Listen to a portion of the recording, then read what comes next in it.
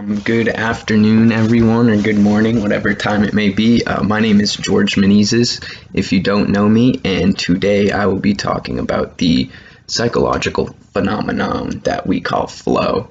As a quick overview, I'll talk about simply what is it, how we can find it, and who came up with the idea. We'll talk about that a little bit. He has a diagram. I'll do my best to explain since I am not really presenting a presentation. Hopefully I'll explain it well enough for you guys to all understand.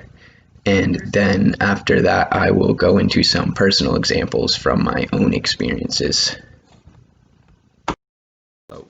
What is it? Flow, I pulled this quote right from the book that we were assigned for class, and it reads, "You're focused and feeling good, absorbed enough in a task that other things don't seem to matter. You are optimally both challenged and relaxed." Okay, so that's pretty spot on. I thought that hit the nail on the head for how I can see flow. And I also thought of it as kind of a coping method, because one of my personal coping methods is to just get away from everything and do something that takes my mind off of everything else around me, and do basically anything that will make the time go faster so I can just start the next day over if that day's not particularly good. Another saying that I thought went well with flow was the time flies when you're having fun. I'm sure we've all lived up to this statement, and simply being engaged enough in what we're doing that our mind and our eyes stay off the clock, whether it's our watch or our phone, making the time just fly away. You don't notice it very well. And so moving into who manifested the idea of flow. The brains behind the concept came from a man named Mihai Csikszentmihalyi.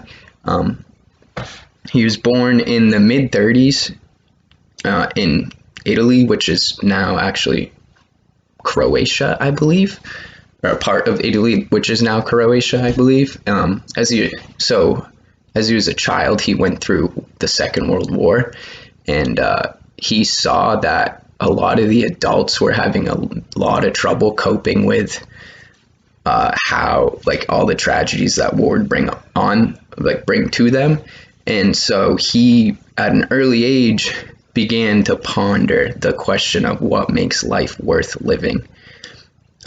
He moved to the U.S. when he was 22 and attended the University of Chicago, where he received both his bachelor's in arts and a doctorate in philosophy.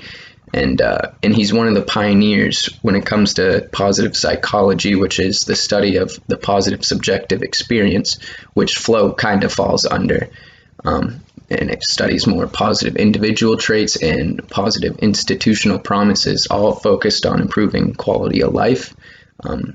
Positive psychology looks at maintaining both individual and societal well-being, and so it's like looking at making sure everyone's happy and doing well and not sad, I guess. His flow state model, so basic XY axis. If we want to visualize flow happening in real time, it's kind of hard, and it looks like if you see it in real time, you wouldn't know that you're looking at it because the person is just doing their thing. They're in the zone. You may not be, but they are, and you can't really tell. You have to be doing something in order for yourself to really get the idea of it. It has to be something that engages your brain fairly well, right? And it has to require some bit of skill. So the flow model kind of says if the task isn't really hard and requires little to no skill, you'll end up bored.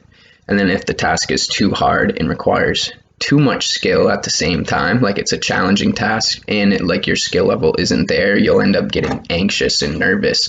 So flow is a happy medium of balancing that challenge in your skill, almost more to the point of the challenge exceeds your skill just a little bit, so that's where you get like stuck in it for some reason.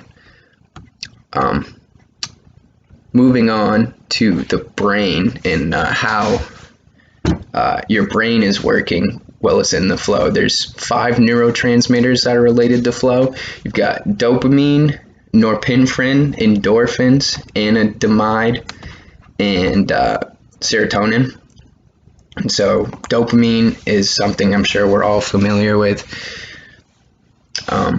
When you first enter the flow state, dopamine will fill your brain, and it increases your attention span and allows you to quickly analyze what's in front of you. It's safe to say that it's kind of a small skill booster in a way. Norepinephrine is something that increases your heart rate. Your muscles will tense up, and your breathing rate increases. So it's like an exercising chemical almost. These things trigger a response that's kind of like an energy boost that kind of keeps you rolling. That's pretty sweet, I thought. Your brain's overall function is increased when this neurotransmitter is up and about, and it also kind of gives you better control over your emotions.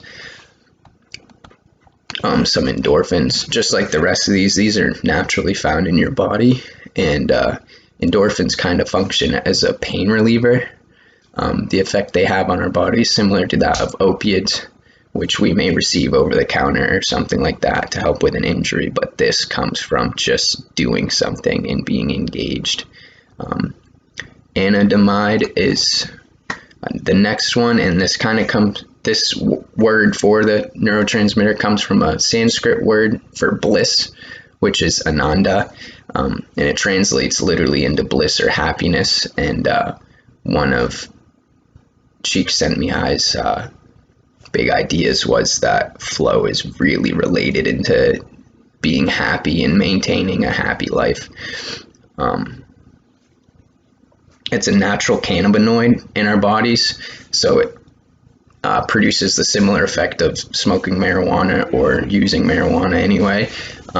This is released when we're exercising, and it elevates our moods. It can sometimes relieve pain, and it also helps with your breathing a little bit as well.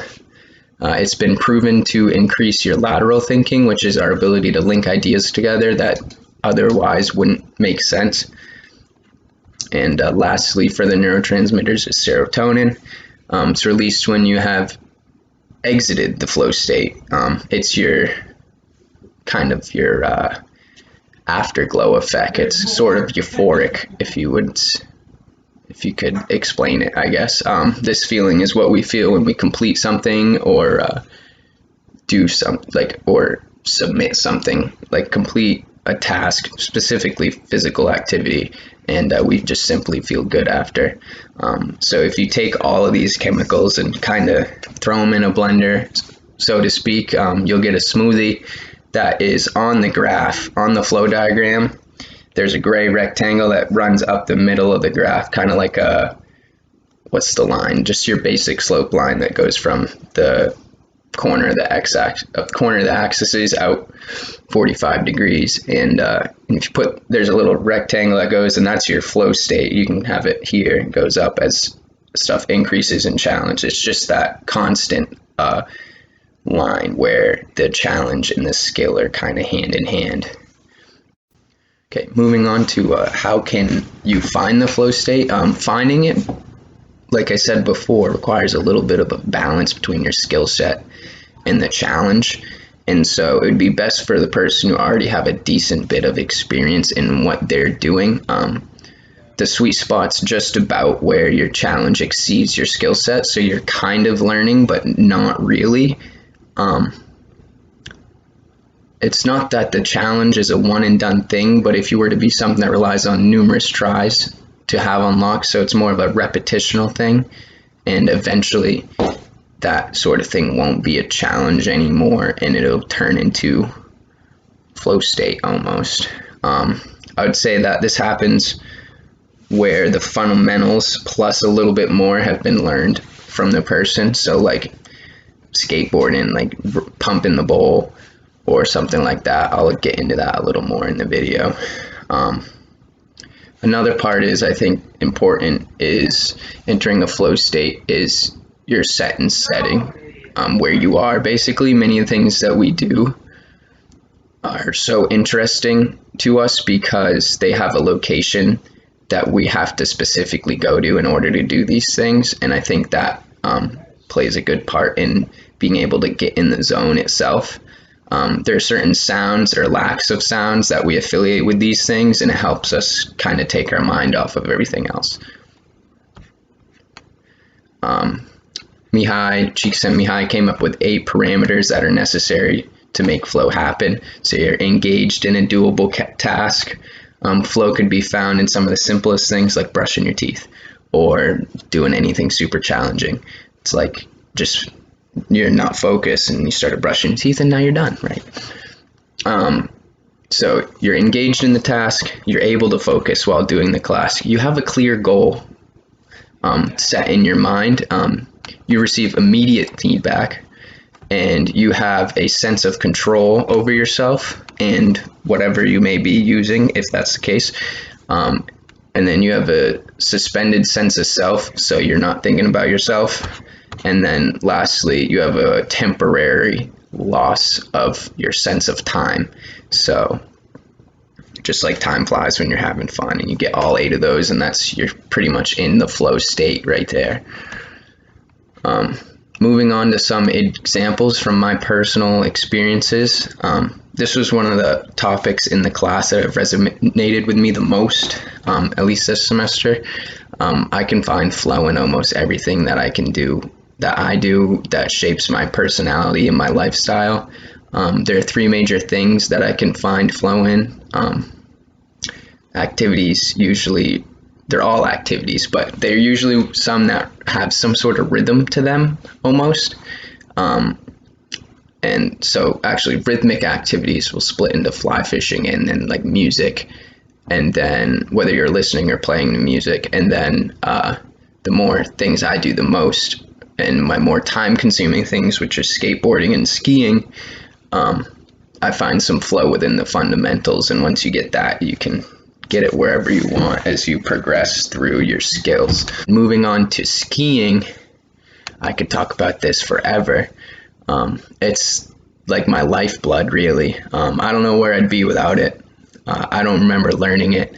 I'm not entirely sure when I started, but I'm sure it's close to when I learned how to walk. And there are 3 main places where I think you can find some flow on the mountain. So you've got the groomers, the trees, and then out in the terrain park. And so I'll start with the groomers.